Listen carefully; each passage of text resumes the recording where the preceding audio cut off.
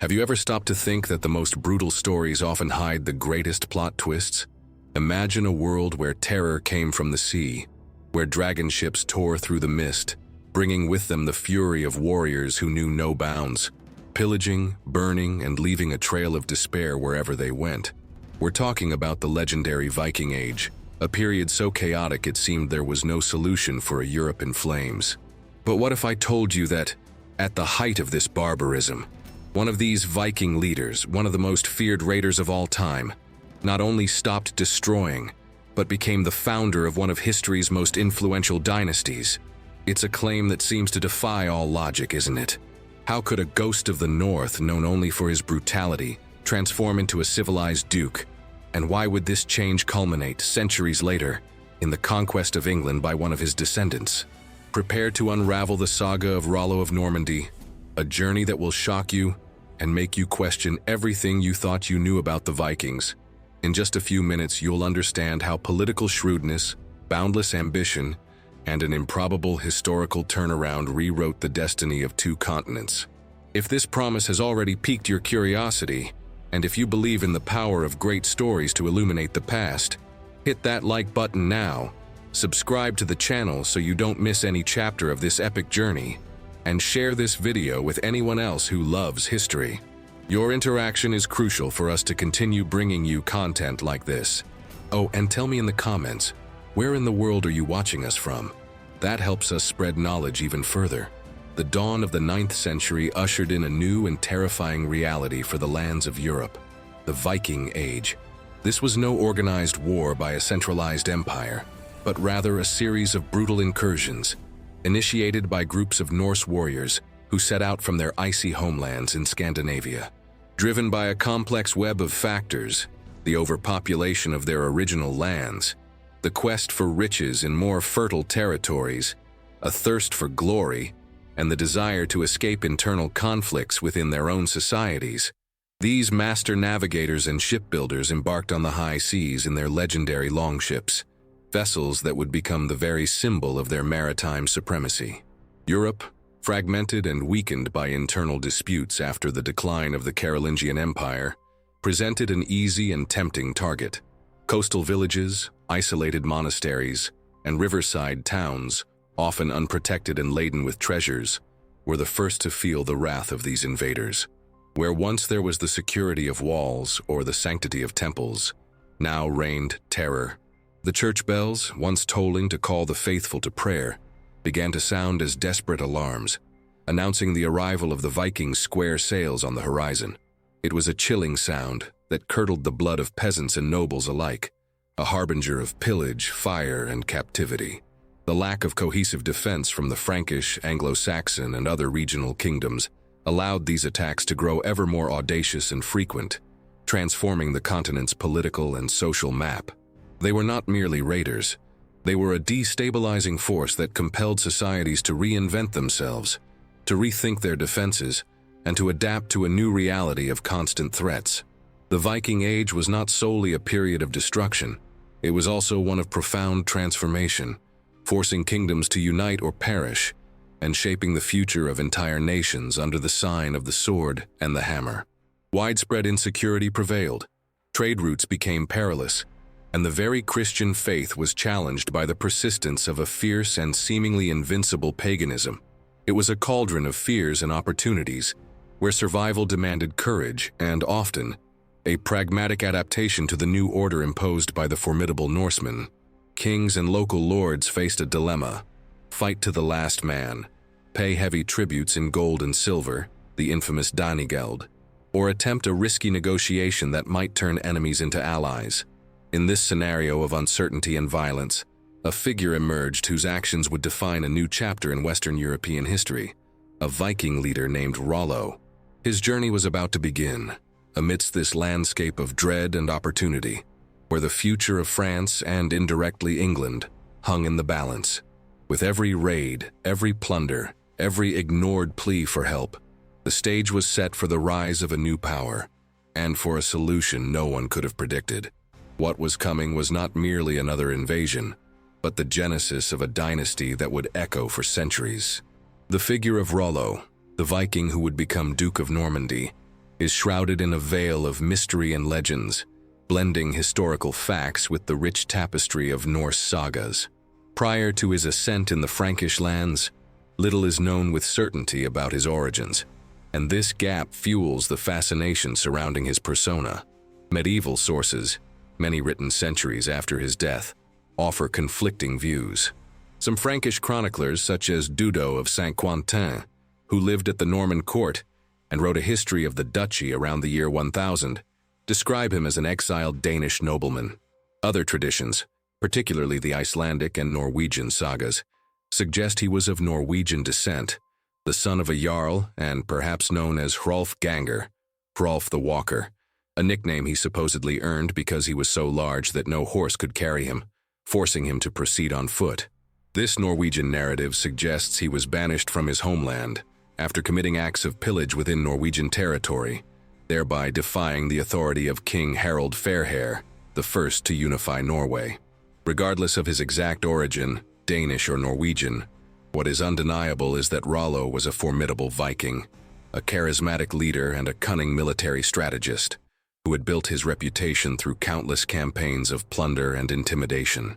He was no mere pirate, he was a warlord, capable of gathering and commanding large groups of Norsemen, a feat that demanded not only bravery, but also tactical intelligence and leadership skills. The scarcity of contemporary records about his early years is, in itself, a reflection of the chaotic environment of the time, where oral tradition and fame in battle often preceded written accounts. His exploits were told and retold by firesides and in great halls, augmenting his mystique and the fear his name inspired. There was no birth certificate, only the burgeoning reputation of a warrior who stood out in the vast and merciless Viking diaspora. The absence of definitive proof regarding his specific birthplace and lineage adds a layer of enigma to his story. Was he a disinherited prince, an outlaw seeking fortune in foreign lands, or simply a talented warrior who ascended by merit in a world where only the strongest and most astute survived? What is certain is that he was no ordinary Viking. He possessed a vision, or at least an adaptability, that would set him apart from most of his compatriots. While many Viking chieftains were content to plunder and return home with their spoils, Rollo demonstrated a greater ambition: to acquire land, to settle, to build a lasting legacy. This ambition, combined with his skills as a warrior and leader, would lead him to confront the Frankish kingdom, a clash that would forever alter the course of European history. He would not merely be a footnote in the chronicles of raids, but the founder of a dynasty that would fundamentally change the destiny of a nation.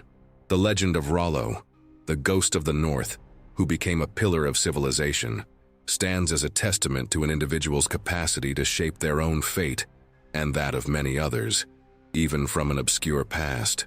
At the heart of the Frankish kingdom, the city of Paris, still in its embryonic stage of urban expansion, became a recurring and emblematic target of Viking fury. While Rollo was neither the sole nor the first to lead attacks against the city, it had already endured previous sackings, and the infamous siege of Paris of 885-886, led by Siegfried and Sinric, had demonstrated its vulnerability. He and his men significantly contributed to the escalation of terror in the Seine region. Rivers were the Vikings' highways, and the Seine, winding through the heart of France, offered a direct route into the kingdom's interior, a vital artery leading to rich cities and, more importantly, to monasteries and churches that housed incalculable treasures in gold, silver, and sacred relics. Rollo's campaigns in the late 9th and early 10th centuries were marked by terrifying brutality and efficiency. Each spring, with the thaw and calmer seas, the longships reappeared on the horizon, their menacing prows cleaving the river waters. The cry of Vikings echoed along the banks, and the already traumatized population rushed to seek refuge, often without success. Churches were desecrated, villages burned, fields plundered, and inhabitants either killed or taken as slaves. Paris, though fortified, was not immune. Its walls, which had withstood the massive siege of 885, still posed a challenge, but Rollo's Vikings employed guerrilla tactics and lightning raids, bypassing defenses, pillaging the surrounding rural areas, and paralyzing trade. The mere threat of their presence was enough to cause widespread panic and disorganize economic and social life. The devastation was not limited to material plunder. The psychological impact was immense. A sense of powerlessness hung over the Franks. Their kings, divided by intrigues and dynastic disputes, seemed incapable of offering effective protection. The attacks were not merely a matter of lost goods. They were an assault on the very order and Christian faith. The idea that God had abandoned his people, or that the saints were unable to protect them, began to emerge in desperate minds. The repetition of the raids, the cruelty of the invaders, and the apparent invincibility of the Vikings created an atmosphere of despair that pressured the Frankish crown to find a definitive solution, something beyond the repetitive and ineffective Danegeld payments, which only incentivized more attacks. The city of Paris, despite its symbolic prestige and strategic importance, was at the mercy of these riverine predators. The citizens lived under constant threat, and the Frankish crown found itself at a crossroads. Military attempts to expel the Vikings had proven costly and, often, fruitless. It was clear that a new approach was needed, one that recognized the tenacity and strength of these Norsemen. The persistence of Rollo's attacks and those of his men in the Seine region and other parts of West Francia was a fundamental catalyst for the Franks to consider a radical alternative, no longer attempting to fight and expel them at all costs, but rather to integrate them and transform them from enemies into allies, sealing a destiny that would unite the Vikings and the future of France in a way unthinkable until then. Facing the incessant Viking tide, the Frankish kingdom, or what remained of it after internal divisions and disputes, found itself in a precarious position. The once glorious unity of the Carolingian Empire, forged by Charlemagne, had disintegrated into smaller, more vulnerable kingdoms, notably West Francia, the precursor to modern France. Kings and local nobles, such as Charles the Simple and Odo of Paris, while not entirely incompetent, faced monumental challenges. Their ability to mobilize a cohesive and effective army to confront the Vikings was constantly undermined by the fragile loyalty of vassals, the slowness of communications, and the dispersed nature of the Norse attacks. The Vikings did not engage in large, pitched battles, preferring swift-focused raids that leveraged their naval superiority and the element of surprise. Frankish resistance, therefore, was often reactive and fragmented. Fortifications were built at strategic points such as bridges and riverside towns, attempting to block the advance of the longships. Castles and monasteries were walled, and small garrisons were established to protect the most vulnerable points. However, these defenses were sporadic and did not form a continuous, impenetrable shield wall. Most of the rural population was at the mercy of the invaders, and resources to keep armies ready were scarce. Payments of Danegeld, tributes of silver and gold for the Vikings to depart, became a desperate but common strategy. However, this tactic proved to be a double-edged sword. Instead of deterring the invaders, it often encouraged them to return, as they realized the Franks were willing to pay to avoid destruction, turning plunder into a lucrative business. The Frankish kings were caught in a vicious cycle. Each payment depleted the kingdom's coffers, while the persistence of attacks undermined royal authority and the morale of the populace. Local nobility, weary of the crown's ineffectiveness, began to strengthen their own defenses, building private strongholds and recruiting their own military contingents. This process, while offering some localized protection, deepened the feudal fragmentation of the kingdom, further weakening the king's central power. It was an era of paradoxes. The more the Vikings forced the Franks to defend themselves, the more they, unintentionally, contributed to the decentralization of power that would make the kingdom even more vulnerable to future incursions. The need for a lasting solution was pressing. Strategies of pure defense were proving insufficient. More than walls and payments was needed. An approach that went to the heart of the problem, that transformed the threat into opportunity, or at least neutralized the Norse fury once and for all, was required. The resistance, though brave and sporadic, could not break the Vikings' momentum. This led to an inevitable conclusion. If they could not be defeated by force, perhaps they could be contained through an agreement, a negotiation that would forever change the face of West Francia. The idea of settling the Vikings on their own lands, of transforming them into vassals and protectors, began to gain traction as the last hope for peace. The incessant wave of Viking attacks, combined with the ineffectiveness of defenses and the depletion of royal coffers through Danegeld payments, led the Frankish crown to a painful realization. Traditional military strategy was no longer sufficient. A radical change in tactics was needed to ensure the kingdom's survival and stability. King Charles III, known as the Simple, though often underestimated by chroniclers for his apparent lack of energy compared to his more warlike predecessors, proved to be a remarkably pragmatic ruler. He understood that brute force would not deter the Vikings for long. They would always return, hungrier and more relentless. Instead of trying to expel them at the cost of lives and resources the kingdom could ill afford, Charles considered an audacious alternative, one that had been attempted with limited success elsewhere in Europe, granting them land. This strategy, though risky and humiliating for some, was based on a simple but powerful logic: to transform the predator into a guard dog. The idea was to offer the Vikings, specifically Rollo and his followers, a substantial territory where they could settle, cultivate the land, and most importantly, act as a defensive barrier against future attacks from other Norse groups. It would be a way to settle the violence, redirecting it away from the heart of the Frankish kingdom. The condition for this concession would be conversion to Christianity and an oath of vassalage to the king, which, in theory, would integrate these pagan warriors into the Frankish feudal structure. The context of the offer was not one of total weakness, but rather a realistic acknowledgement of limitations. The crown was exhausted. The population cried out for peace. Local nobles, many with their lands devastated, were willing to accept almost anything that would guarantee an end to the raids. Charles the Simple saw in Rollo not just a formidable enemy, but a leader capable of controlling his own men, a figure who could therefore be negotiated with.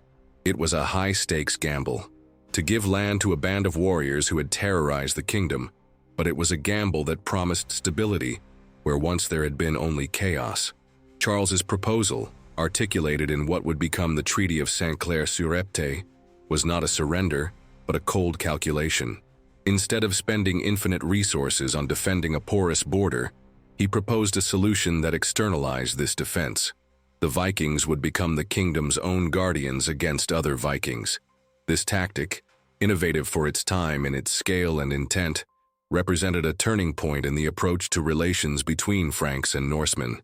It was no longer a question of annihilation, but of assimilation, of transforming enemies into vassals.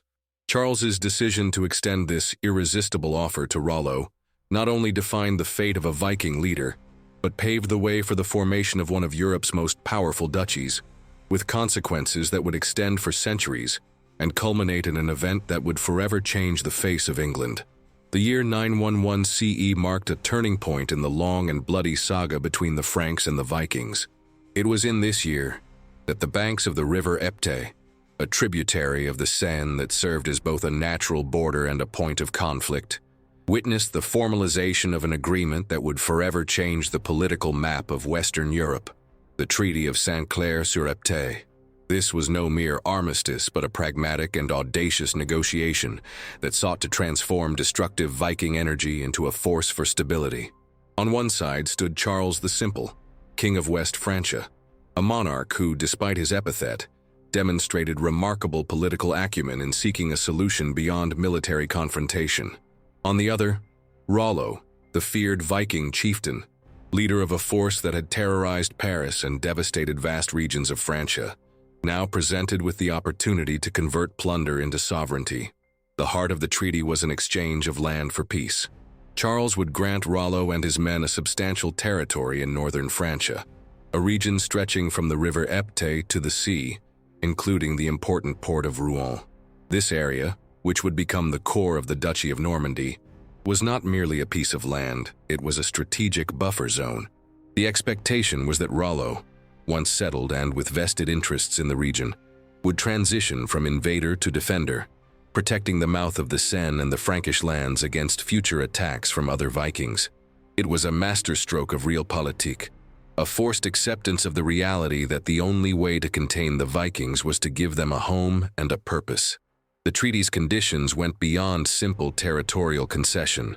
Rollo was required to swear fealty to Charles, acknowledging him as his overlord. More importantly, he had to convert to Christianity, a fundamental step for his integration into Frankish society and for the legitimization of his rule in the eyes of the church and other Christian nobles. This latter point in particular was crucial. The conversion of a Viking leader of his stature sent a powerful message. The Christian faith was capable of taming even the most savage pagan warriors. However, it is important to note that Rollo's conversion, while a political act, may not have been entirely sincere or profound in its initial moments, but it laid the groundwork for the gradual Christianization of his followers. The scene of Rollo's oath of vassalage, as recounted by medieval chroniclers, is legendary and aptly illustrates the tension between the two cultures. Rollo famously refused to kneel and kiss the king's foot, a humiliating gesture of submission for a proud Norse warrior. Instead, legend says he delegated the task to one of his men, who, in attempting to kiss the king's foot, lifted it with such force that Charles the Simple fell backward. This episode, though likely apocryphal, encapsulates the Vikings' reluctance to fully bend to Frankish conventions and the nature of the forced concession from both sides. The Treaty of Saint-Clair-sur-Epte was not just a document, it was the founding act of a new power in Europe, one that would inherit Viking tenacity and Frankish organization, and which, centuries later, would once again assert itself over England. Rollo's acceptance of baptism was one of the most symbolic and, for many, most surprising clauses of the Treaty of Saint-Clair-sur-Epte. For King Charles the Simple, and for the Church, the conversion of the formidable Viking chieftain was more than a mere political formality. It was a testament to the power of the Christian faith in civilizing and integrating even the fiercest pagans. Rollo, who once plundered monasteries and churches, now pledged to protect them and to defend the very kingdom he had once attacked. It was a spiritual and ideological metamorphosis, at least on its surface. Rollo's baptism, where he adopted the Christian name Robert or Robertus, possibly in honor of his godfather, Duke Robert of Neustria, was not an isolated act. It represented the beginning of a gradual but inexorable process of Christianization for his Viking followers. While many of the Norsemen who settled in Normandy might have embraced Christianity for political or social convenience, after all, it was the dominant religion in Europe and a prerequisite for integrating into the Frankish aristocracy. Over time, the new faith became deeply rooted. The Vikings, who had terrorized Christians for generations, began to build their own churches and monasteries, send their children to be educated by clergy, and adopt the customs of Frankish society. This transition from pagan raider to Christian protector was neither immediate nor without challenges.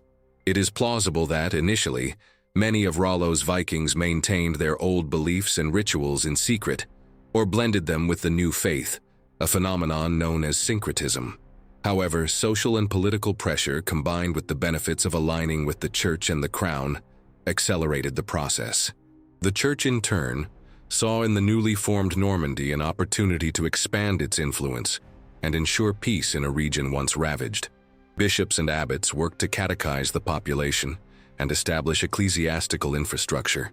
Rollo's conversion is one of the earliest and most prominent examples of how the Vikings, rather than being completely expelled or annihilated, were absorbed and transformed by the societies they invaded. Instead of simply fighting what they could not destroy, the Franks chose to co-opt them. This strategy not only guaranteed relative peace for the Frankish kingdom, but also created a new regional power. Rollo's descendants, the future dukes of Normandy, would be educated in the Christian faith and Frankish customs, although they would retain a certain degree of hardness and ambition that harked back to their Norse roots. This duality would be a distinguishing characteristic of the Duchy of Normandy and its ruling elite, culminating in the event of 1066.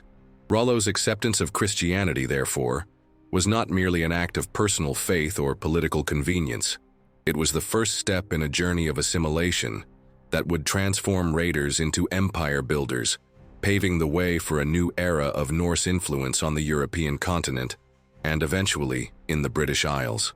The scene of Rollo's baptism is a moment of profound historical irony. and a spectacle of political and religious symbolism. For a Christian society that had endured decades of plunder and desecration at the hands of pagan Norsemen, witnessing one of the most feared Viking chieftains kneel before a bishop to receive the sacrament of baptism must have been both a shocking and hopeful sight. The act, likely occurring in Rouen, the city that would become the capital of his new duchy, was staged with all the pomp and circumstance the church and the Frankish crown could muster. King Charles the Simple acted as godfather, reinforcing the new relationship of overlordship and vassalage. Rollo, the warrior who had refused to kiss the king's foot, now submitted to a ritual that, for him, may have been more an act of political convenience than a genuine conversion of heart. Nevertheless, doubts about the sincerity of his initial faith persist. It is important to note that, for many Vikings, religion was often a pragmatic matter. They frequently adopted local gods or converted to Christianity if it brought them material or political benefits. There are anecdotal accounts, though without definitive proof, that Rollo, even after his baptism, continued to exhibit traits of his pagan past. Some tales recount that immediately after the ceremony, he may have offered sacrifices at sacred trees, following Norse rituals, or that he ordered prisoners hanged as offerings to his old gods. These stories, even if apocryphal, illustrate the persistence of beliefs and the complexity of cultural and religious transition. Rollo's baptism symbolized the Frankish society's attempt to tame the wild spirit of the Vikings. By embracing Christianity, Rollo and his followers were, in theory, integrated into the divine and social order of Christian Europe. They could then be viewed no longer as pagan monsters, but as potential allies, landowners, and later builders of a society. The church in particular saw this conversion as a missionary victory and an opportunity to pacify a troubled region. For the Franks, the baptismal scene was an image of hope, the promise that Viking fury could, after all, be contained and channeled for constructive purposes. Despite the uncertainties surrounding Rollo's personal faith, the impact of his baptism was undeniable and lasting. It paved the way for the mass Christianization of the Normans, generation after generation. His children and grandchildren would be raised as devout Christians, and the Duchy of Normandy would become a bastion of the faith, building monasteries and churches that would rival the oldest religious centers in France. Rollo's conversion, an act of political pragmatism by a Viking and a gesture of hope by a Christian king, planted the seeds of a cultural transformation that would culminate centuries later in the imposition of that same Norman culture upon a new land, England, through the sword of one of his most notable descendants, William the Conqueror. That baptism, however controversial in its initial sincerity, was the first step towards a new era of Norman influence in Europe. With the Treaty of Saint-Clair-sur-Epte firmly established and Rollo baptized, the vast region granted to him, stretching along the coast and embracing the Seine estuary, began to be shaped under the new Viking order. This land, which would come to be known as Normandy, literally the land of the Northmen, Nortmania or Northmania in medieval Latin, was a territory of great strategic and economic importance. It included the rich city of Rouen, which became the capital of the new duchy, and vast expanses of agricultural land, as well as a vital coastline for trade and defense. The concession was not merely an act of royal generosity, but a calculated gamble to create a living frontier, a barrier of Vikings to contain other Vikings. Under Rollo's command, the Norsemen who settled began the complex process of transitioning from nomadic raiders to landholders. They received land to cultivate, married local women, and gradually began the rebuilding of a region they themselves had devastated. It was a society in formation, where Frankish laws and customs began to blend with Norse traditions. The founding of the duchy did not mean the immediate end of all Viking incursions, but Rollo and his successors worked hard to establish their authority, sometimes with brutality, over other Norse groups who still tried to use Normandy as a base for attacks into the interior of France. Their new role as protectors of the kingdom implied a responsibility they had not had before. Normandy, from its birth, was a cultural laboratory.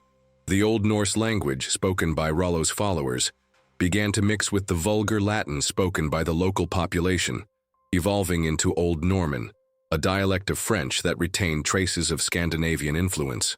This linguistic transition is a strong indicator of the speed with which assimilation occurred. Within a few generations, the Norse language had almost completely disappeared, but its influence lingered. Religion also underwent a similar transformation. Although Rollo was baptized, the complete Christianization of his followers was gradual.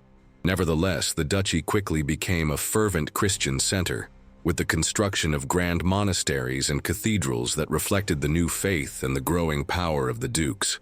The social and political organization was also a mix. The Normans adopted the Frankish feudal system, with its hierarchy of overlords and vassals, land tenure in exchange for military service, and cavalry as the backbone of their army. However, they retained a certain spirit of independence and naval prowess, characteristics of their Viking heritage. The audacity, improvisation, and sense of adventure of the Norsemen were combined with Frankish discipline and military organization, creating a formidable and innovative fighting force. This combination would be the key to their success in future conquests. This cultural fusion gave rise to a people with a distinct identity. The Normans were adventurous, militarily effective, administratively shrewd, and fiercely ambitious. They inherited the courage and navigational abilities of their Viking ancestors, but added to them the organization, law, and Christian faith of the Franks. This hybrid culture, forged in a melting pot over centuries of interaction, would be the foundation for their expansion throughout Europe, from Italy and Sicily to England itself. Normandy was not just a duchy, but a crucible where the identity of a conquering people was forged. A people who, in time, would seek new horizons to apply their strength and uniqueness, culminating in one of history's most dramatic events. Following the formal settlement and baptism, Rollo embarked on the arduous but successful task of establishing an effective administration over his new lands. His experience as a Viking warlord had taught him the importance of hierarchy and command, qualities he now applied to governance. It was not a gentle rule, but rather pragmatic and often brutal. Rollo's priority was to impose order on a region that had been torn apart by years of conflict and plunder, much of it perpetrated by his own men. To achieve this, he combined Norse military discipline with elements of Frankish law and feudal administration. Rollo quickly understood the need for legitimacy before the local population and, crucially, before the church and the Frankish crown. He encouraged his men to marry Frankish women, a vital step for cultural assimilation and the formation of new lineages. The distribution of lands to his chieftains and followers, in exchange for oaths of fealty and military service, established a nascent feudal structure. This was a way to reward his warriors and, at the same time, root them in the land, transforming them from itinerant pirates into landowners with an interest in the stability and prosperity of their holdings. One of the most notable achievements of Rollo's government was the restoration of law and order. He is said to have imposed a strict code of laws, which, according to some chronicles, was so effective that a gold bracelet could be left hanging on a tree for days without being stolen. A story that, though likely exaggerated, serves to illustrate the reputation for justice and security that Rollo's Normandy quickly acquired. He rebuilt churches and monasteries that he and other Vikings had destroyed, a calculated gesture to win the support of the clergy and the local populace. The reconstruction of Rouen, the capital, symbolized this new period of stability and growth. Cultural assimilation was a two-way process. While the Vikings adopted Christianity and Frankish language and customs, they also infused Normandy with a certain resilience, audacity, and military prowess that would become hallmarks of the Normans. This new ruling elite, descended from Rollo, maintained an entrepreneurial and conquering spirit, combining the ferocity of their Norse ancestors with the organization and sophistication of Frankish culture. Normandy, under Rollo, was not just a pacified duchy. It was a strengthened duchy with a developing identity that would distinguish it from other regions of France. Rollo's success in transforming invaders into effective rulers laid the groundwork for his successors to establish a firm foothold on the continent and eventually look overseas.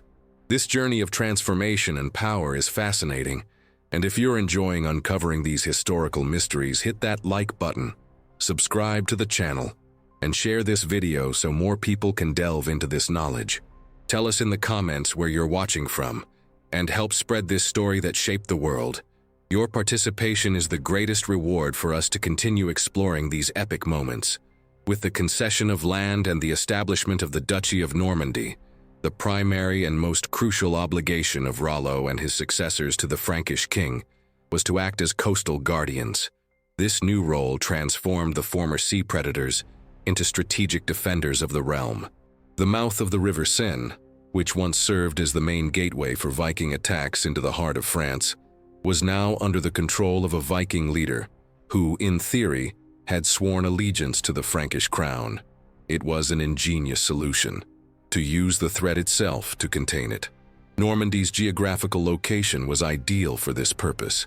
The duchy's long coastline, bathed by the English Channel and facing the North Sea, was the natural route for any new Norse expeditions. The expectation was that Rollo and his men, with their deep knowledge of the seas and their unparalleled naval skills, would be best suited to intercept and repel other Viking groups attempting to follow in their footsteps. They spoke the same language, understood the naval and landing tactics of the invaders, and had a direct interest in maintaining peace and security in their newly acquired lands, which were now vulnerable to external attacks. This new role as sea police for the Franks was not just a matter of duty, it was also a matter of power and opportunity for the Normans. By controlling the coast, they controlled river access to the interior, which gave them a strategic advantage in relations with the crown and with other feudal lords.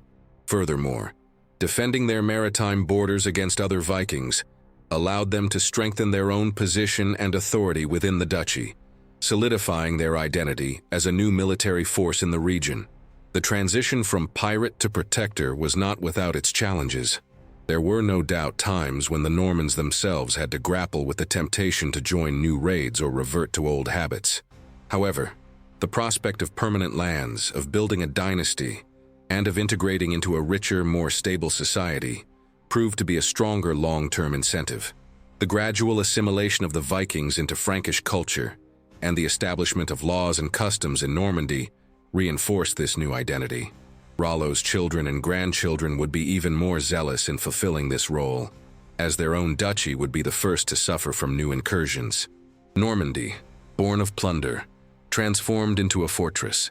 This fundamental shift in the role of Rollo's Vikings, from destroyers to defenders, was one of the pillars that sustained the formation and growth of the Duchy of Normandy, a power that, in time, would develop ambitions far beyond the defense of its coasts, culminating in one of the greatest adventures in European history, the conquest of England.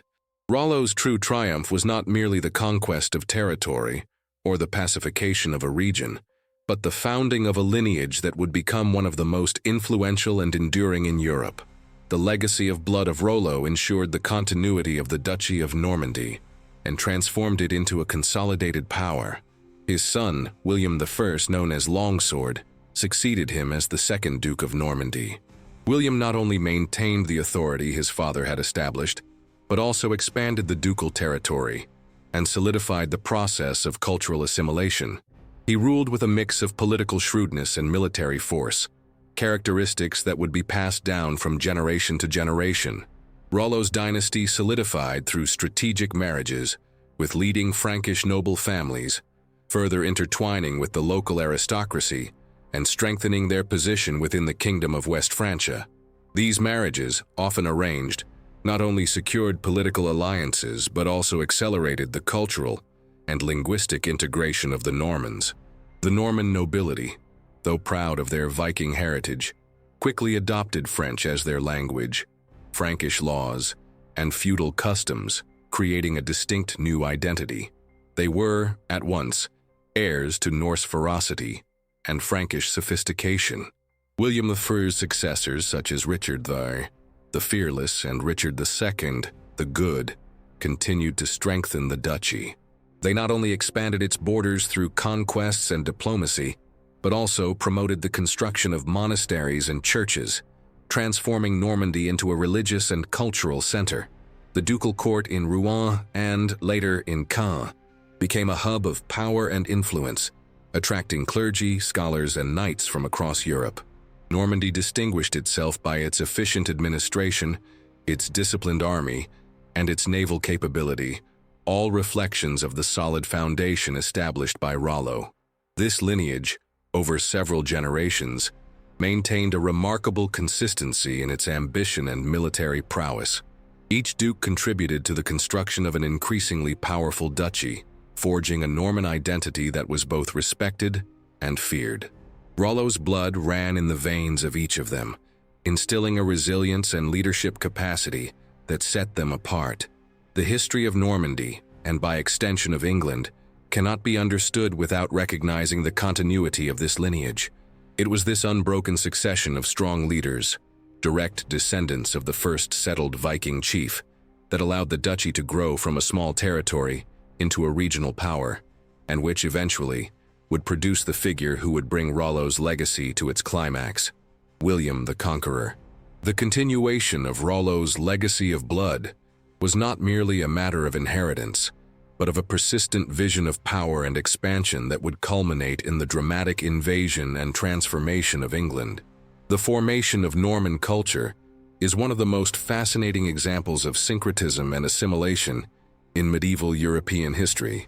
It was not merely a replacement of one culture by another, but a dynamic and intricate fusion of the Viking traditions of the colonizers with the pre-existing Frankish culture of the local population. The result was a unique identity that was neither purely Norse nor entirely French, but a powerful synthesis that would distinguish the Normans from their neighbors. Initially, Old Norse was spoken by the settled Vikings, but it quickly gave way to Old French, which today we would call Old Norman, a dialect that, while based on the local Romance language, incorporated vocabulary and pronunciations of Norse origin. This linguistic transition is a strong indicator of the speed with which assimilation occurred. Within a few generations, the Norse language had almost completely disappeared, but its influence endured. Religion also underwent a similar transformation. Although Rollo was baptized, the full Christianization of his followers was gradual. Nevertheless, the duchy quickly became a fervent Christian center, with the construction of grand monasteries and cathedrals that reflected the new faith and the growing power of the dukes. The social and political organization was also a blend. The Normans adopted the Frankish feudal system, with its hierarchy of overlords and vassals, land tenure in exchange for military service, and cavalry as the backbone of their army. However, they retained a certain spirit of independence and naval prowess, characteristics of their Viking heritage. The audacity, improvisation, and sense of adventure of the Norsemen were combined with Frankish discipline and military organization, creating a formidable and innovative fighting force. This combination would be the key to their success in future conquests. Norman architecture, for example, combined the robust and imposing functionality of Norse military constructions with the Frankish Romanesque style, resulting in castles and churches with a characteristic solidity and grandeur. Place names in Normandy today still reveal this cultural duality, with many toponyms of Norse origin coexisting with those of Frankish origin. This cultural fusion gave rise to a people with a distinct identity. The Normans were adventurous, militarily effective, administratively astute, and fiercely ambitious. They inherited the courage and navigational abilities of their Viking ancestors, but added to them the organization, law, and Christian faith of the Franks. This hybrid culture, forged in a melting pot over centuries of interaction, would be the basis for their expansion throughout Europe, from Italy and Sicily to England itself. Normandy was not just a duchy, but a crucible where the identity of a conquering people was forged, a people who, in time, would seek new horizons to apply their strength and uniqueness. If you're enjoying this historical immersion, like this video and subscribe to the channel so you don't miss the next explorations. Leave your comment about where you're watching from. Your interaction helps us a lot to continue. The consolidation of the Duchy of Normandy under Rollo's lineage was evident, not only in its administration or cultural fusion, but also, very visibly, in the physical territory, through the construction of fortresses and monasteries. These two pillars of medieval society, military power and spiritual power, were fundamental to the duchy's stability and growth, reflecting the new Norman identity. The early dukes of Normandy invested heavily in the construction of fortresses to protect their lands and consolidate their power. Wooden motte and bailey castles, quickly built on natural or artificial mounds, served as administrative and military centers, allowing for the control of vast areas. Over time, these structures were replaced by imposing stone castles, more durable and defensible. Norman military engineering excelled, developing innovations that would be replicated throughout Europe. These fortresses were not just defensive strongholds against external invaders, whether other Vikings or Frankish neighbors, but also visible symbols of the duke's power and authority over their nobility and the population. They were centers of administration, where justice was enforced and taxes were collected, solidifying the feudal network. In parallel with the building of military power, the Dukes of Normandy, heirs to a newly baptized Rollo, fervently dedicated themselves to the construction of monasteries and churches. This profusion of religious activity served multiple purposes. Firstly, it was a way to legitimize their rule in the eyes of the church and their Christian subjects. By restoring monastic life and founding new religious houses, they demonstrated their piety and commitment to the new faith. Great abbeys, such as Jumièges, Fécamp, and later Saint-Étienne and Sainte-Trinité in Caen, founded by William the Conqueror and his wife, became centers of learning, culture, and prayer. Norman monks and clergy became renowned for their erudition and discipline, influencing religious life not only in France but also in other parts of Europe. These religious constructions also had political and economic value. Monasteries were large landowners, contributed to agriculture, and their scriptoria, writing rooms, were centers of documentation and record-keeping, essential for the duchy's administration. Furthermore, religious devotion served as a unifying factor for a population that was still undergoing cultural fusion. Fortresses and monasteries together created an infrastructure that solidified Normandy as a prosperous and organized duchy. They were the physical manifestation of the success of assimilation policy and the Duke's ambition, proving that the land of the Northmen had transformed from a haven for raiders into a center of power and civilization, ready to look towards new frontiers and even greater undertakings. Despite cultural assimilation and the adoption of Frankish customs, the Normans never forgot their naval roots. The ability to build and operate maritime fleets was an intrinsic inheritance from their Viking ancestors, and this skill was not only maintained but enhanced by the Dukes of Normandy. Normandy, with its long coastline and strategic access to the English Channel and the Atlantic Ocean, was the ideal location for the development of naval power. Unlike many Frankish kingdoms that relied primarily on land armies, the Normans recognized the strategic importance of maritime dominance, a lesson learned from their invading forefathers. Norman shipyards, which flourished in ports such as Barfleur, Fécamp, and Rouen, were centers of innovation in shipbuilding. Although the famous Viking longships were optimized for speed and amphibious assaults, the Normans adapted and developed their own vessels, which combined characteristics of their Norse warships with the requirements for transporting troops, horses, and supplies for larger, more distant campaigns. These robust vessels were capable of open sea navigation and of carrying large contingents of men and equipment, a crucial military advantage in an era when land transport was slow and inefficient. The maintenance and training of a Norman fleet was not merely a matter of defense. It was an essential component of their expansion strategy. Control of the English Channel and easy access to the sea allowed the Dukes of Normandy to project power beyond their land borders. This naval capability was fundamental for their interventions in other regions, such as Brittany, and would be absolutely crucial for William the Conqueror's great ambition, the invasion of England.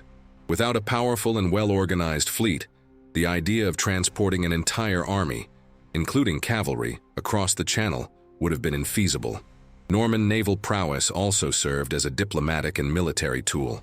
The ability to land troops on any coast, the surprise of amphibious attacks, and the threat of maritime blockades afforded the Dukes of Normandy a significant tactical and negotiating advantage over their rivals.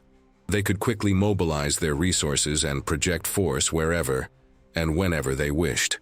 This naval power, a direct inheritance from the Viking Age, was one of the pillars that sustained the rise of the Duchy of Normandy.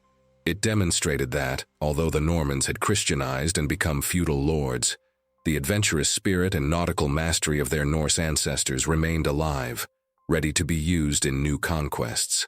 The growth of this fleet would be the missing link for the realization of one of history's greatest invasions, forever altering England's trajectory. The ambition and adventurous spirit, intrinsic characteristics of the Viking heritage, were not confined to the borders of Normandy. While the dukes consolidated their power in northern France, other Normans, driven by the pursuit of fortune, land, and glory, embarked on overseas interventions, notably in southern Italy and Sicily.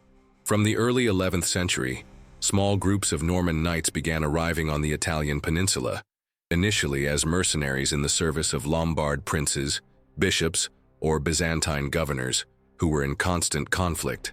Southern Italy at that time was a mosaic of warring powers: semi-independent Lombard principalities, Byzantine enclaves, and coastal city-states.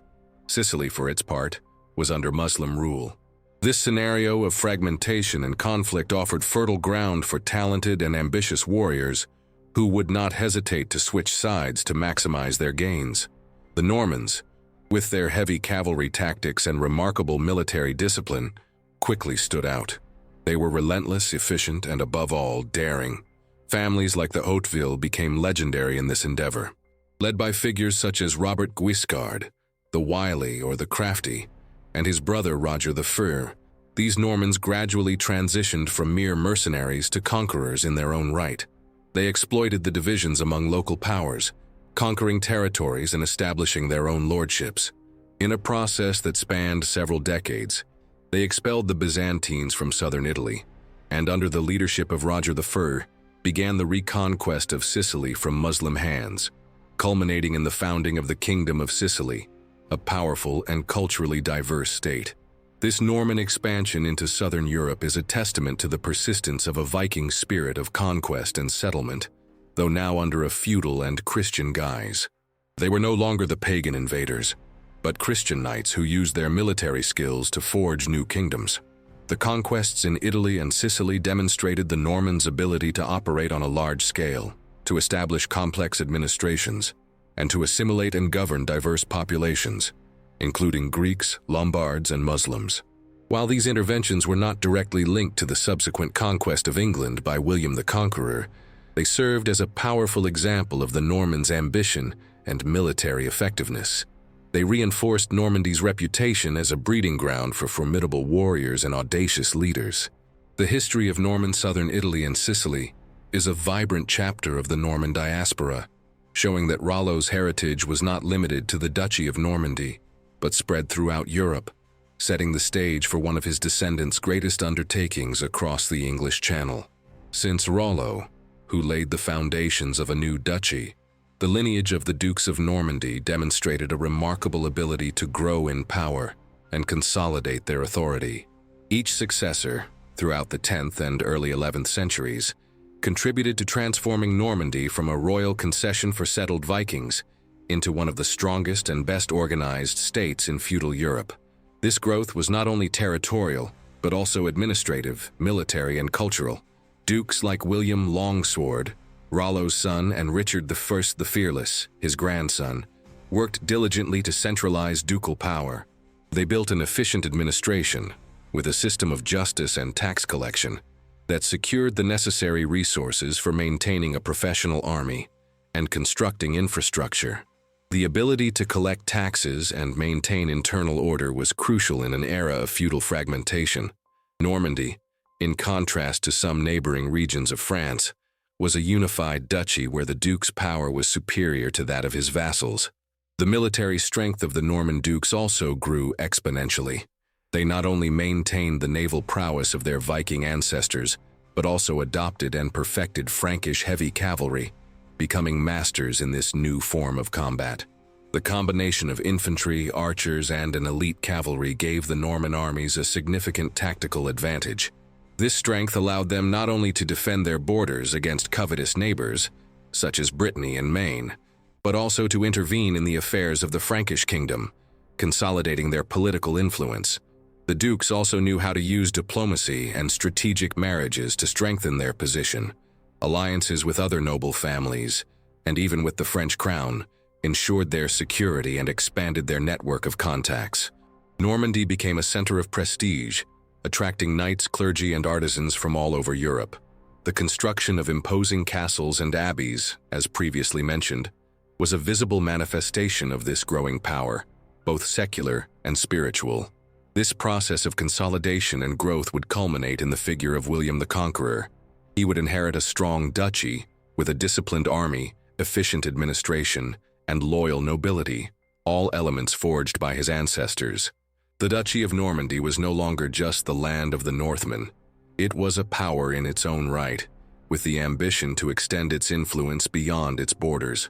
The Duke's ability to grow in power transformed Charles the Simple's original vision into a reality that would change Europe, setting the stage for William's greatest undertaking, the conquest of an island he considered his by right.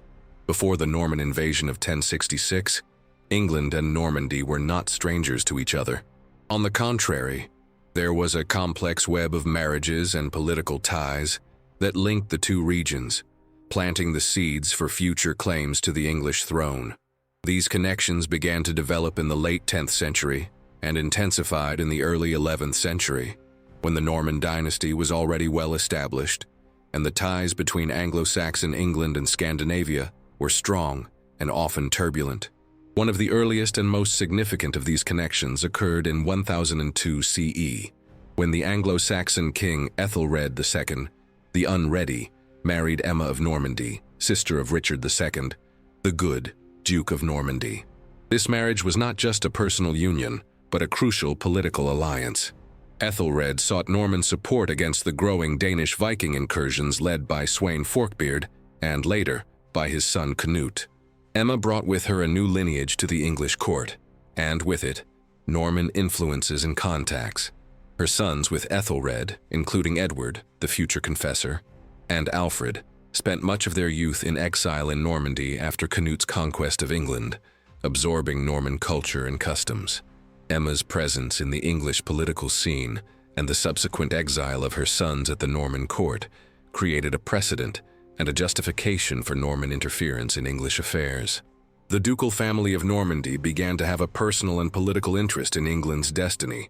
Richard II and his successors saw themselves as protectors of the exiled Anglo-Saxon heirs, reinforcing the idea that they had a role to play in English politics. These political and familial ties were not merely symbolic. They manifested in the movement of people, ideas, and resources. Clergy, merchants, and nobles traveled between the two sides of the English Channel, building networks of influence. The Norman court was attentive to developments in England, especially after Canute's death, and the re-establishment of the Anglo-Saxon lineage with Edward the Confessor. The relationship between England and Normandy, therefore, was not one of estrangement, but of increasing involvement, paved by strategic marriages and the coexistence of political interests.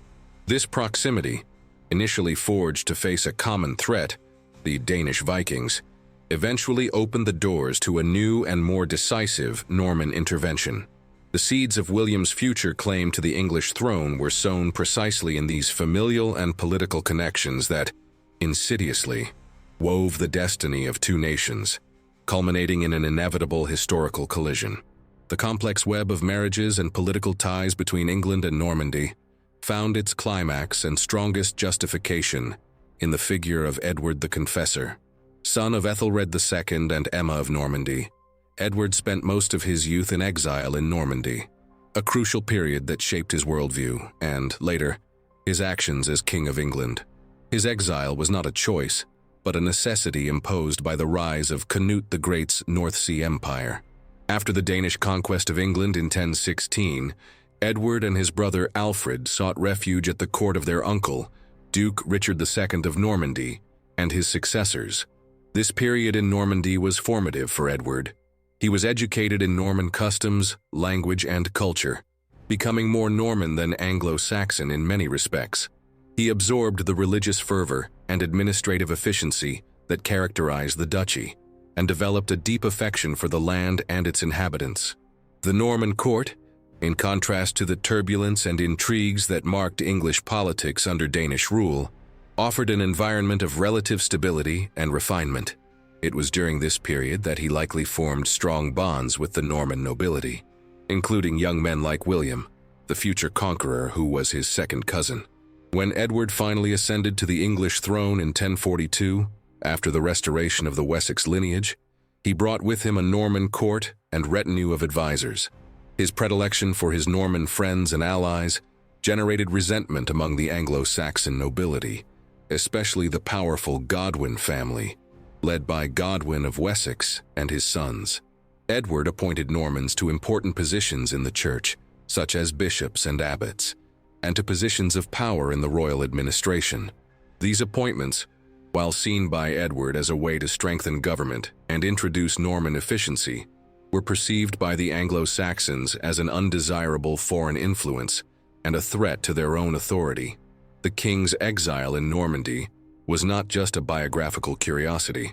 It was a determining factor in the events that would lead to the Norman conquest. The presence of Normans at the English court, the properties granted to them, and Edward's trust in his friends from exile created a growing fissure between the king and the Anglo-Saxon aristocracy.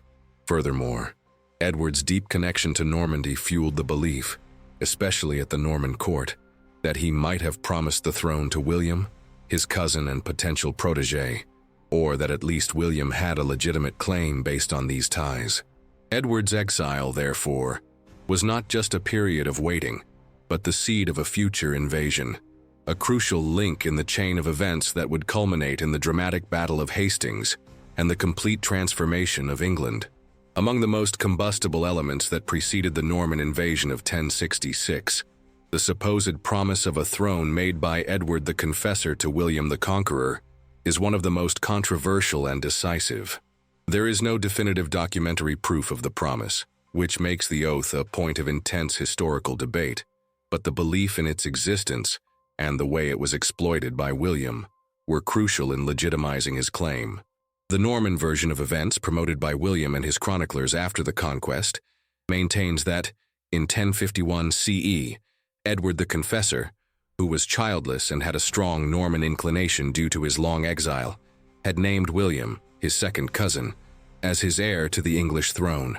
The story is reinforced by accounts of a visit by Harold Godwinson, the powerful Earl of Wessex and future king, to Normandy in 1064 or 1065 CE. The Norman version claims that Harold was sent by Edward to confirm the promise to William, and that, during this visit, Harold made a solemn oath over sacred relics, an act of immense gravity in the Middle Ages, to support William's succession to the English throne. This narrative was fundamental for William. It transformed his future invasion from an act of aggression into a just war, a fulfillment of a royal promise and a sacred oath. In the eyes of the church and the feudal nobility, a broken oath was a most serious offense, subject to divine and human condemnation. By portraying Harold as a perjurer, William managed to garner political support and, crucially, papal blessing, which bestowed upon his endeavor the seal of a crusade. However, the Anglo-Saxon version and modern historical interpretation offer a different view. It is argued that Edward, as a king elected by the Witan, the Council of Anglo-Saxon nobles and clergy, did not have the right to name a successor without the consent of this council. Furthermore, Harold's visit to Normandy may not have been voluntary.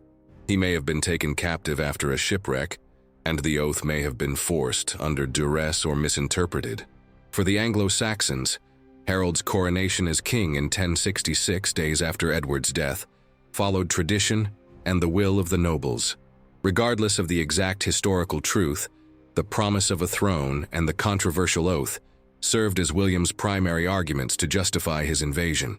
This narrative was skillfully woven by his propagandists and chroniclers, transforming an act of ambition into a moral and legal crusade.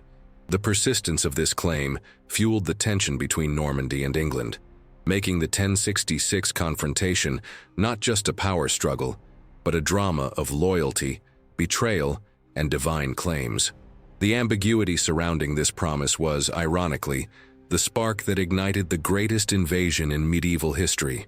The year 1066 stands as one of the most dramatic and pivotal in English history, not only for the battle that would ensue, but for the succession crisis that preceded it. The death of King Edward the Confessor on January 5, 1066, without direct heirs, and with an ambiguous claim over his successor, plunged England into a political maelstrom. The throne was vacant, and this vacancy opened the door to a fierce power struggle among multiple claimants, each with their own, more or less legitimate assertions. The main contenders for the throne were Harold Godwinson, the most powerful and influential earl in England, leader of the mighty Godwin family of Wessex. Harold was the deceased king's brother-in-law, married to Edward's sister Edith, a proven military leader, and the wealthiest man in the kingdom. He claimed to have been named successor by Edward on his deathbed, and was swiftly elected and crowned king by the Witan, the Council of Anglo-Saxon nobles and clergy, the day after Edward's funeral, following the English tradition of electing the king from among the most capable nobles. William, Duke of Normandy. As previously discussed, William based his claim on Edward the Confessor's supposed promise, made in 1051, and on Harold Godwinson's forced oath to support him. For William, Harold's coronation was an act of perjury and usurpation, and he saw himself as the legitimate heir, with the moral support and, crucially, the papal blessing to enforce his right by force. Harald Hardrada, the feared king of Norway, one of the last great Viking warriors. Hardrada claimed a right to the English throne based on an old pact made decades earlier between his predecessor, Magnus, and the Danish king Canute, who had ruled England. He was supported by Tostig Godwinson, Harold's exiled brother, who harbored deep resentment against his sibling, Edgar Atheling, a young descendant of the ancient royal house of Wessex, grandson of Ethelred II. Although he had the purest Anglo-Saxon lineage, he was too young and lacked the support or military strength to consolidate his claim at that moment, serving more as a symbol of lost dynastic legitimacy. The succession crisis of 1066 created an unprecedented situation of urgency and uncertainty. Harold Godwinson, newly crowned, knew he would have to fight to keep his throne. England, a rich and coveted kingdom, was under threat from multiple simultaneous invasions. This was the perfect conjuncture for William's ambition. The vacant throne did not remain so for long. It became the prize of a bloody race where only the strongest and most determined would prevail. The complexity of this crisis, with its intertwined claims and multiple protagonists, set the stage for one of the most tumultuous and transformative years in European history, culminating in the dramatic conclusion of an era. In the maelstrom of the English succession crisis, the formidable figure of William, Duke of Normandy, emerged, known to many as the Bastard. This epithet, which marked his illegitimacy, he was the son of Robert I, Duke of Normandy, and Herleva, the daughter of a tanner or currier, paradoxically forged his character and ambition indelibly. The absence of a legitimate marriage between his parents meant his right to the duchy was constantly questioned in his youth, forcing him to fight fiercely to establish and maintain his authority. This relentless struggle for power and recognition was the personification of Rollo's legacy in action, a demonstration of the Viking spirit of conquest, resilience, and unyielding determination. William inherited the duchy at the age of 8, following his father's death on a pilgrimage in 1035. His childhood and youth were marked by intrigues, rebellions, and assassination attempts. The Norman nobility, sensing the fragility of a young, illegitimate duke, sought autonomy, plunging the duchy into an era of anarchy. Yet William, with extraordinary tenacity, not only survived these adversities but overcame them. He grew to be an exceptional military leader, a shrewd administrator, and a ruthless ruler. His victory at the Battle of Valais-Dunes in 1047, with the support of King Henry I of France, was a watershed moment, solidifying his control over Normandy and silencing most of his internal opponents. Despite the stain of his bastardy, or perhaps because of it, William was intensely aware of his Viking Norman heritage. He embodied the cultural fusion that had developed in Normandy, Norse military prowess combined with Frankish organization and administrative sophistication. His ambition knew no bounds, and the idea of a right to the English throne based on Edward the Confessor's supposed promise, became an obsession and a justification for the greatest undertaking of his life. William was a man of great vision and pragmatism. He knew how to transform the weakness of his origin into strength, using the need to legitimize his power as fuel for his conquests. In claiming the English throne, he was not merely seeking more land, he was seeking supreme recognition, an act that would forever erase the stigma of his illegitimacy. His ability to mobilize a transnational army, to gain papal support, and to plan a large-scale invasion demonstrated a political and military mastery that few medieval leaders possessed. William the Conqueror was the culmination of Rollo's lineage, a leader who, through force, cunning, and indomitable ambition, was about to redefine the destiny of two nations and forge an empire that would echo for centuries. England was about to feel the weight of a Viking legacy transformed into feudal power. William's decision to invade England was not impulsive. It was the result of meticulous planning and preparations for invasion on an unprecedented scale for the era. Launching an entire army, including thousands of knights and their horses across the English Channel, was an epic logistical and military feat. William knew that his claim to the throne, though justified by him as legitimate, would need to be enforced by might, and this would require a formidable war machine. Firstly, William needed political and religious support. He obtained the blessing of Pope Alexander II, who considered the expedition a just crusade against Harold, the perjurer. This papal support not only legitimized the invasion in the eyes of many Christians, but also helped recruit volunteers from various parts of Europe. Ambitious knights from Normandy, Brittany, Flanders, and other regions of France rallied to his banner, drawn by the promise of lands and riches in wealthy England. They were not merely obligated vassals. Many were mercenaries and adventurers who saw an opportunity for social advancement in the enterprise. Next, the logistical challenge of the Great Norman Armada was colossal.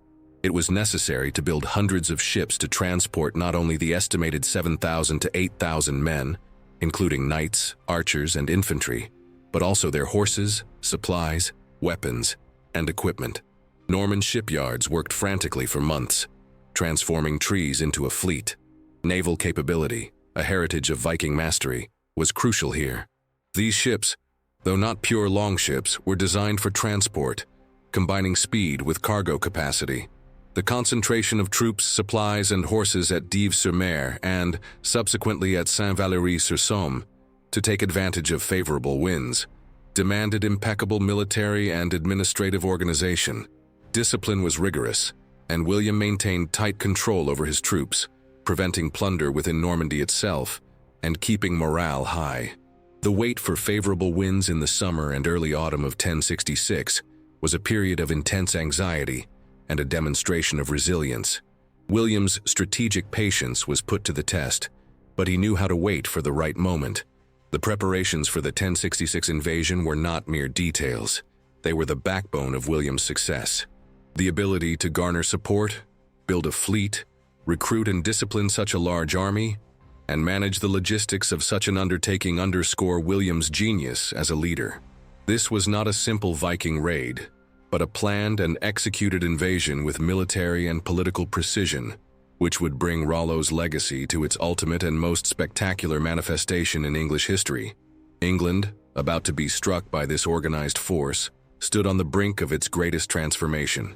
While William the Conqueror prepared his vast fleet in Normandy, the situation in England was becoming even more complex and dangerous with the arrival of a final Viking threat from the north.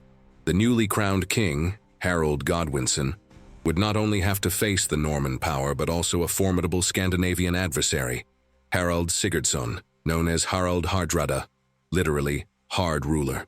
Hardrada, king of Norway, was a legendary figure in his own lifetime, one of the last and greatest Viking warriors, a man who had fought as a mercenary in the Varangian Guard in Constantinople, served Byzantine emperors, and accumulated a fortune and a formidable reputation throughout Europe.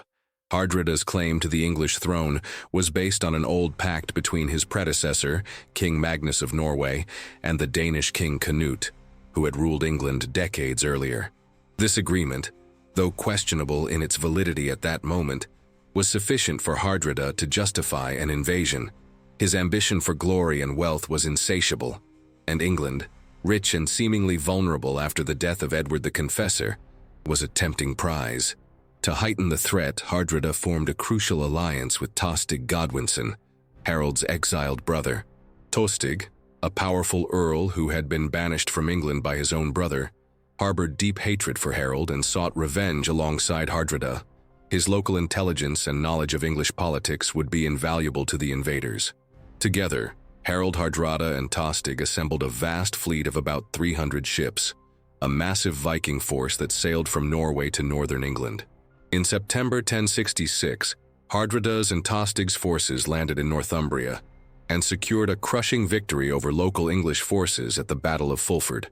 This defeat forced Harold Godwinson to a swift and desperate reaction. Harold, who had positioned his army in southern England, anticipating William's invasion, had to march his exhausted troops in a race against time for hundreds of kilometers north. This forced march of his army, while a testament to Harold's leadership and speed, would have drastic consequences for the impending confrontation. Hardrada's threat was not a secondary event. It was a crucial element that divided Harold's forces and compelled him to a fatal decision. The presence of King Hardrada in northern England represented the last gasp of an era, the final great clash of the Viking Age, but his intervention, though aimed at conquest, ironically opened the door for William's success. The fate of England, and the very end of the Viking Age as Europe knew it, was about to be sealed by two battles occurring just weeks apart. Harold Godwinson's response to the Norwegian invasion by Harold Hardrada and Tostig was swift and decisive. In a remarkable display of leadership and logistical capability, Harold forced his Anglo-Saxon army on a monumental forced march, covering approximately 300 kilometers from southern to northern England in just 4 days. This astonishing speed allowed him to catch the invaders by surprise. The Battle of Stamford Bridge, fought on September 25, 1066, became one of the bloodiest and most emblematic confrontations in English history. Hardrada's Vikings, who had just enjoyed a victory at Fulford and were in a state of relative complacency, did not expect the English king to arrive so quickly. Many of their men were out of their armor, enjoying a warm summer's day. The surprise was complete.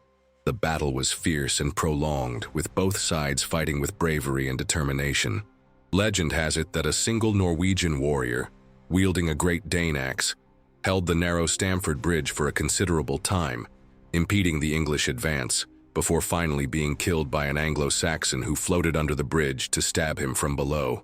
At the height of the combat, Harold Godwinson's leadership was crucial. He and his housecarls, his elite guard, fought with tenacity, disrupting the Norwegian formations. The turning point came with the deaths of Harold Hardrada and Tostig Godwinson.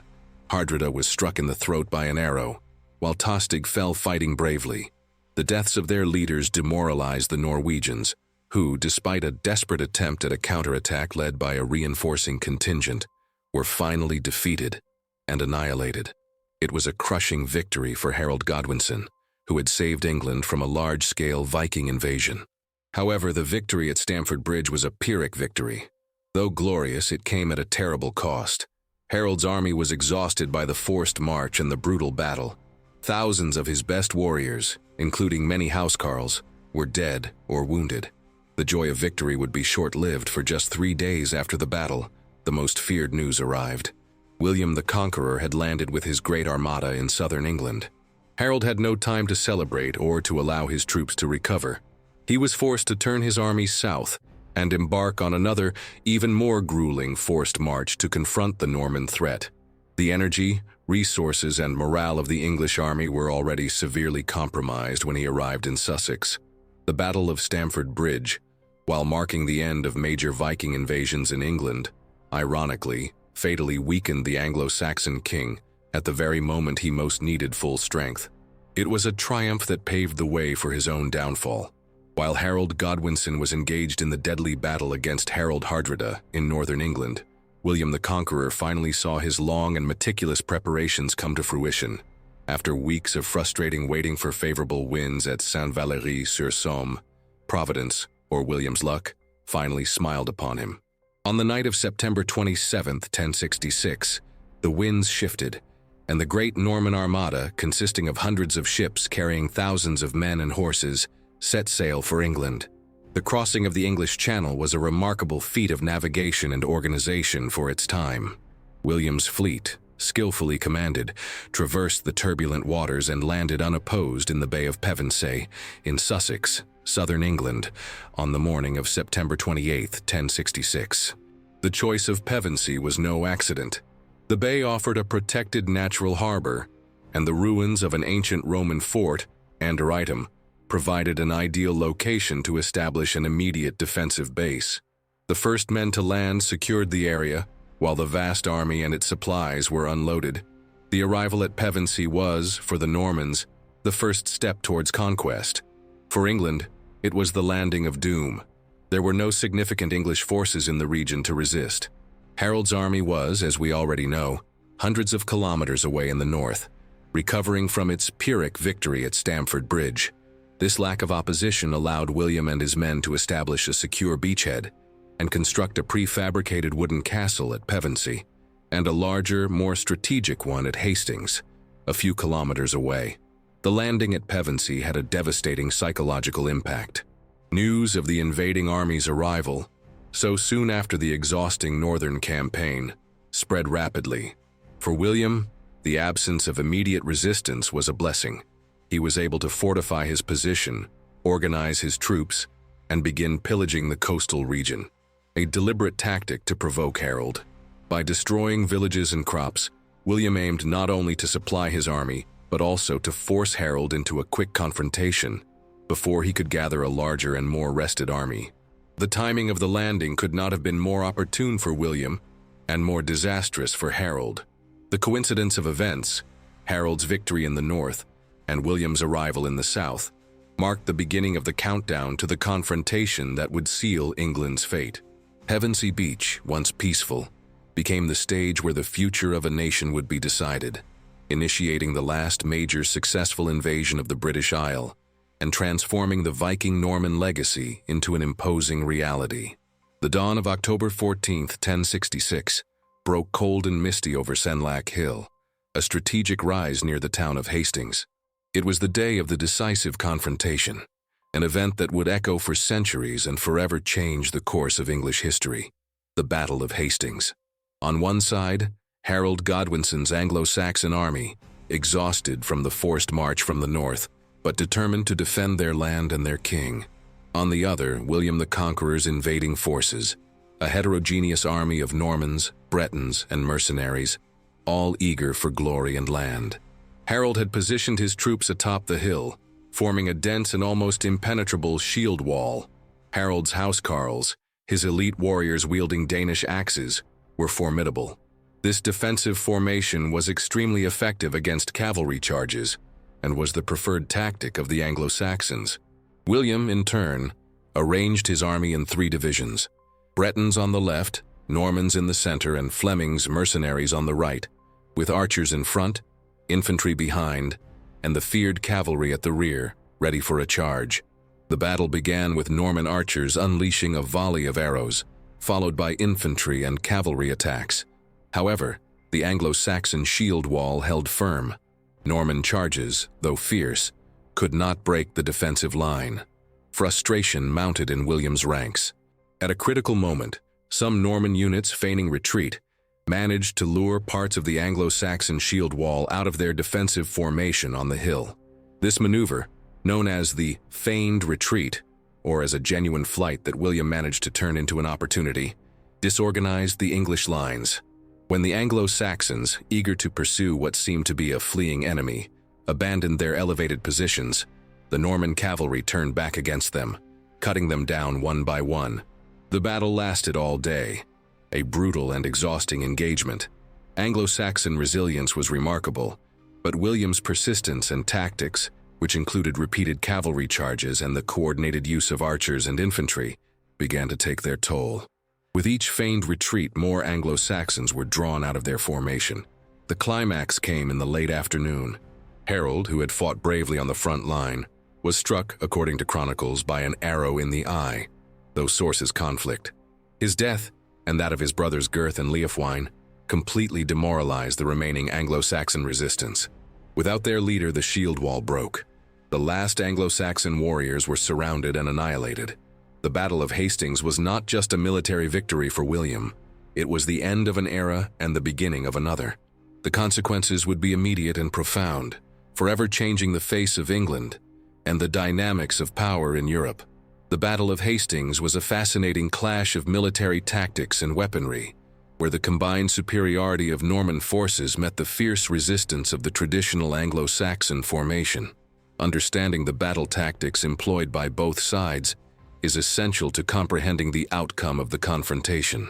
The Anglo-Saxons, under Harold Godwinson's command, based their strategy on the shield wall. This was a dense, compact defensive formation where warriors stood shoulder to shoulder, with their shields overlapping, creating an impenetrable barrier against frontal attacks. It was an effective tactic for the Anglo-Saxon infantry, especially the housecarls, the elite of Harold's army. They were heavily armed warriors wielding long Danish axes, a type of two-handed battle axe that could cleave a man in half, swords, and spears. The strength of the shield wall lay in its cohesion and its ability to absorb and repel enemy charges. They were trained to hold the line, and their elevated position on Senlac Hill gave them a tactical advantage, forcing the Normans to advance uphill under fire. On the other hand, William the Conqueror's forces employed a more diversified and combined approach. His army was composed of three main types of troops, used in a coordinated manner: archers and crossbowmen. Positioned at the front, they aimed to break the Anglo-Saxon shield wall with a shower of arrows. While initially arrows were less effective against shields, as the battle progressed and English lines tired, arrows shot from above, in an arc, would become a crucial factor, hitting warriors who were previously protected. Infantry. Armed with spears, swords, and shields, the Norman infantry attempted to engage the shield wall directly, wearing it down in hand-to-hand combat. Heavy cavalry. This was William's most powerful weapon, and what most distinguished him from the Anglo-Saxons. Armored knights, mounted on battle-trained horses, could deliver devastating charges. Norman cavalry was trained to attack repeatedly, retreat and regroup, seeking weak points in the enemy line. William's decisive tactic was the feigned retreat. Seeing that his frontal charges could not break the shield wall, he ordered some of his cavalry and infantry to simulate a disordered flight. Anglo-Saxon discipline, already under pressure, broke at key points. Many English warriors, thinking the Normans were truly fleeing, rushed downhill in pursuit, breaking the cohesion of the shield wall. William then ordered his cavalry to turn and counterattack the dispersed Anglo-Saxons, who were now vulnerable on open ground. This tactic was repeated several times throughout the day, gradually eroding the shield wall's strength and cohesion. By the end of the day, the combination of English fatigue, after the march from Stamford Bridge, the effectiveness of Norman arrows, especially those fired in an arc, and, crucially, the feigned retreat tactics that disorganized the shield wall, led to the Norman victory. The confrontation at Hastings was not just a battle.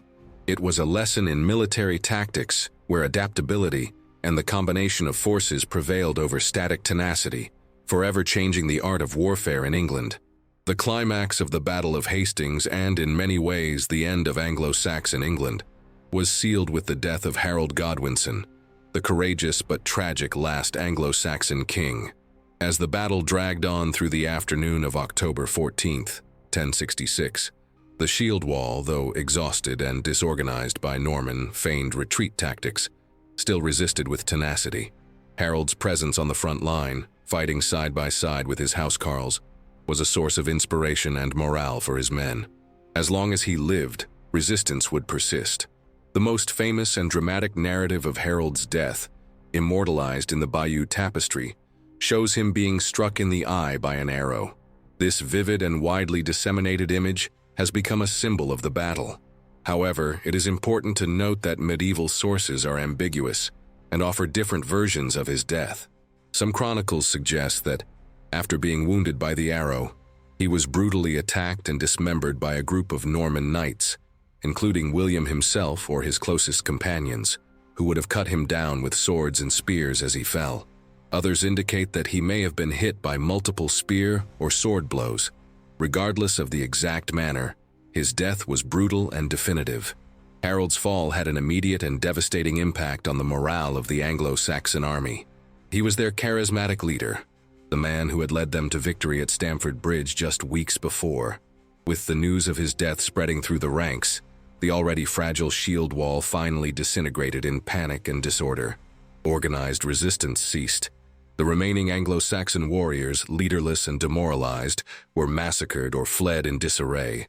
Night fell upon the battlefield, leaving thousands dead and wounded, with the victorious Normans controlling the blood-soaked hill. Harold Godwinson's death was not just the end of a man, it was the end of an era for England. With him perished not only the Wessex dynasty, restored by Edward the Confessor, but also the hope of an independent England, governed by its own Anglo-Saxon kings and customs. His death paved the way for William's coronation, and for the imposition of a new feudal and cultural order on the island. Harold's body, which would have been difficult to identify among the many dead, is a testament to the battle's violence and the brutality of the transition. That day at Hastings marked the point of no return, a dividing line between Old England and the new Norman England, a legacy of Viking daring manifested in a new ruler. With the crushing victory at Hastings and the death of Harold Godwinson, the path to the English crown was open for William the Conqueror. However, the conquest was not complete. London, the largest and wealthiest city in England, still resisted and represented the symbolic and political center of the kingdom. The march to London was not a simple triumphal procession, but a strategic and deliberate campaign to consolidate his rule and force the submission of the remaining Anglo-Saxons. After the victory at Hastings, William did not march directly to London. Instead, he took a more cautious and calculated route. First, he proceeded to Dover and Canterbury, important cities to secure his rear and his lines of communication with Normandy. Securing the ports was vital to ensure the flow of supplies and reinforcements. In these locations, he received the submission of some local nobles, but the resistance from London, which had crowned the young Edgar Atheling as king in a desperate attempt to maintain the Wessex lineage, was evident. William then advanced in a circling movement around London. He did not attempt an immediate frontal assault on the city's walls, knowing that it could be costly and bloody. Instead, he employed a tactic of intimidation and devastation. His troops plundered and burned villages in the surrounding areas of the city, destroying crops and terrorizing the population. This brutal display of power had a clear purpose: to pressure the London leaders and the Anglo-Saxon nobility into surrendering without a costly battle. The message was clear: resistance would bring only more destruction. At the same time, William continued to build castles and fortifications at strategic points around London, such as at Berkhamsted. This demonstration of lasting power, and the lack of a viable alternative for the Anglo-Saxons, began to erode London's resolve.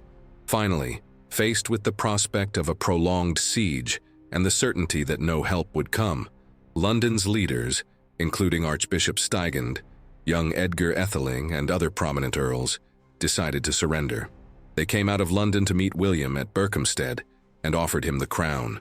William's coronation took place on Christmas Day 1066 at Westminster Abbey, the same location where Harold Godwinson had been crowned months earlier. The event, though full of pomp, was tense and chaotic. Mutual distrust was palpable.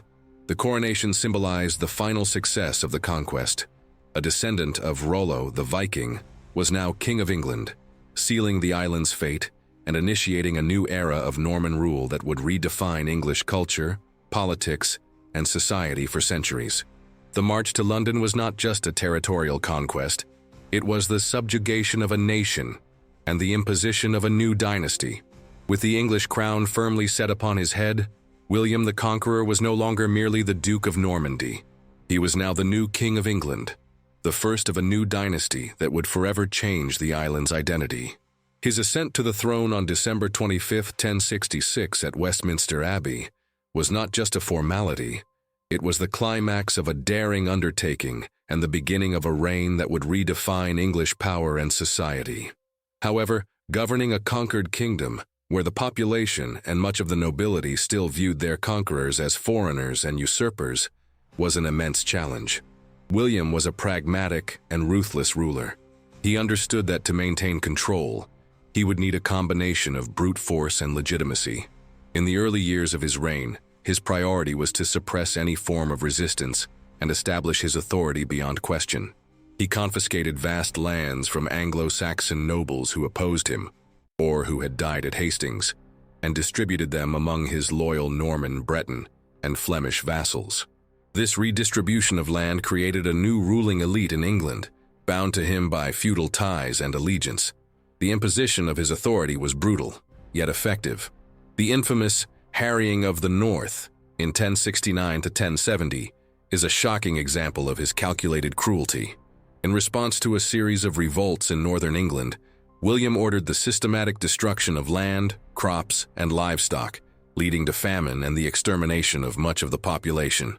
This campaign, though inhuman, eliminated any organized resistance in the region and served as a grim warning to the rest of the kingdom.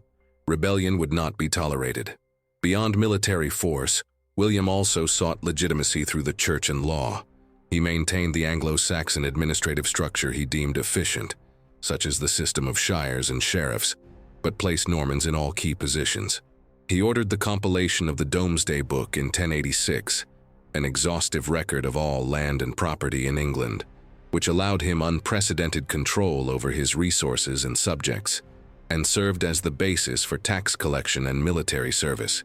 William was a king who ruled in a centralized and effective manner, a stark contrast to the fragmentation that sometimes afflicted France. His court was itinerant, ensuring his presence was felt throughout the realm.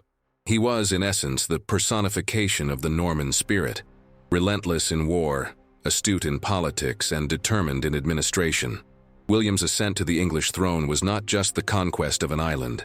It was the imposition of a new order, a new language, and a new elite, all rooted in the Viking Norman heritage.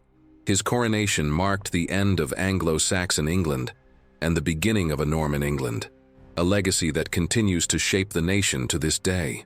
The conquest of 1066 was not merely a change of ruler. It imposed a new order, social, political, and military, on England, Norman feudalism. While Anglo-Saxon England already had a system of land tenure and military service, the Normans brought a more rigid, hierarchical, and systematic version of continental feudalism, radically transforming the structure of English society. At the heart of this new order was the idea that all land belonged to the king. William the Conqueror not only confiscated the properties of Anglo-Saxon nobles who opposed him, or who had died at Hastings, but also declared himself the supreme owner of all lands in the kingdom. He then granted them as feuds to his loyal barons and vassals, primarily Normans, Bretons, and Flemings, in exchange for military service, especially the provision of knights for his army and other tributes. These barons, in turn, subgranted parts of their lands to lower-ranking knights, who swore allegiance to them, creating a complex chain of loyalty and obligation that extended from the king down to the lowest knight. This redistribution of land and the imposition of a new elite created a militarized aristocracy, loyal solely to William. The old Anglo-Saxon nobility was largely replaced or demoted, and the French language, more specifically Norman French, became the language of the court, administration, and nobility. Castles were built at an accelerated pace throughout the kingdom. Thousands of motte and bailey structures, a mound and courtyard castle, and later imposing stone castles, emerged to control the local population and serve as centers of military and administrative power for the new lords. These castles were visible symbols of Norman dominance and effective tools for suppressing any uprising. The new order also transformed the English army. Reliance on the feared Anglo-Saxon militia was replaced by a more professional feudal army, centered on heavy cavalry. Anglo-Saxon battle tactics such as the shield wall were superseded by combined Norman tactics. The power of the church was also centralized and aligned with the king. Anglo-Saxon bishops and abbots were replaced by Normans, and the English church became more integrated into the Roman structure. This complete reorganization of society, imposed from top to bottom by the conquest, ensured Norman control over England for centuries.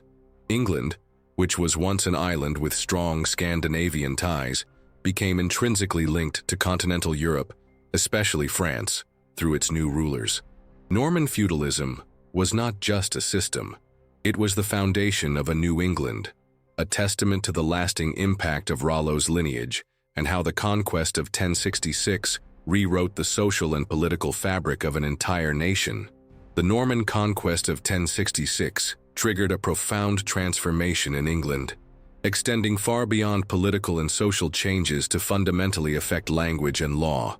The imposition of a new ruling elite, composed of Norman French speakers, had a lasting impact on the English tongue, which was already in a process of evolution. The Old English language, spoken by the Anglo-Saxons, a Germanic language with Norse influences, was drastically altered. For nearly 3 centuries after the conquest, Norman French became the language of the court, administration, law, and nobility. Latin continued to be the language of the church and scholarship. Old English, though it did not disappear, was relegated to a language spoken primarily by the lower classes, by peasants and artisans. However, over time, Old English absorbed thousands of words from Norman French, especially terms related to government, law, warfare, cuisine, art, and fashion. This linguistic fusion gave rise to Middle English, which is the foundation of modern English. Words such as parliament, justice, jury, army, beef, from French bœuf, and pork, from French pork, are just a few examples of the Norman linguistic legacy. Law also underwent a radical transformation. Although William initially promised to uphold Edward the Confessor's laws, the reality was the imposition of a more centralized and uniform legal system, influenced by Norman practices and Roman law. The system of courts and trial by jury was developed and refined under Norman rule. The Domesday Book, commissioned by William, was not only a land survey but also a crucial legal record that solidified property claims and allowed for more efficient administration of justice and tax collection. The introduction of new legal and administrative concepts from continental Europe shaped the English legal system for centuries. The very notion of land ownership and feudal service was codified and applied more rigorously. Legal language in England became a mix of French and Latin, which for a long time made access to justice more difficult for the common populace. These changes in language and law were not mere adaptations. They were cultural impositions that reflected the dominance of the conquerors. England, which was once a Germanic culture with strong Scandinavian influence, was pulled into the cultural orbit of continental France. The linguistic and legal legacy of the Norman conquest is one of the most enduring and visible, showing how the arrival of a new ruling elite can rewrite the foundations of a nation. The transformation in language and law is a vivid testament to the impact of Rollo and his descendants, whose spirit of conquest culminated in one of the greatest cultural revolutions in English history. The Norman conquest of 1066 not only placed a new king on the English throne, but created an unprecedented union between England and the Duchy of Normandy, resulting in a realm of two worlds. Under William the Conqueror and his successors, England and Normandy were linked by a single crown for nearly 150 years. This personal and political connection had profound implications for both territories.